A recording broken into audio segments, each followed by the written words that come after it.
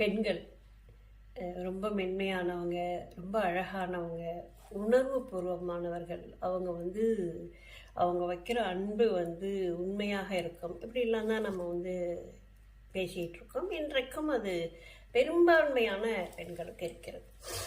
எங்கேயோ ஒன்று ரெண்டு இந்த அத்தி புத்த மாதிரி ஐயோ ஒரு பொண்ணு கிட்டத்தட்ட 180 ஆண்களோட உறவு வைச்சிருக்காங்க அப்படின்னு ஒரு செய்தியை பார்த்தப்போ அப்படியே மிரண்டு போயிடுச்சு. ஐயோ என்னடா அது அப்படின்னு சொல்லிட்டேன். இதுக்குன்னு ஒரு குழுவே இருக்குது.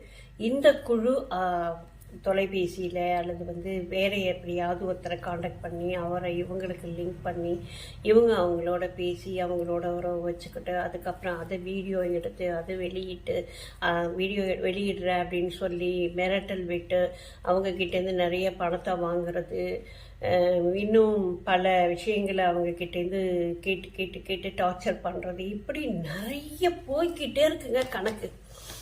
ஐயோ மிரண்டு போயிட்டோன்னு வச்சுக்கோங்களேன்.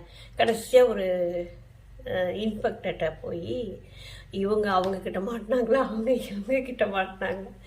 ஓரளவுக்கு அவருமே ஃபஸ்ட்டு ஆரம்பத்தில் கொஞ்சம் பணம் நகை எல்லாத்தையும் கொடுத்துருக்குறாரு.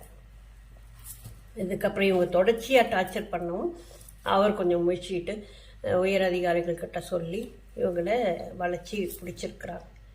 ஒரு பெண்ணுக்கு இது எப்படி சாத்தியம் அப்படிங்கிறது புரியல. மென்மை அப்படிங்கிறது பெண்களுடைய உடலும் அது மாதிரி தான் இருக்கும். 180 பேர் அப்படின்னு நினைச்சா என்னது சொல்றது? இது என்ன காலம்? இதுதான் கலிகாலமா?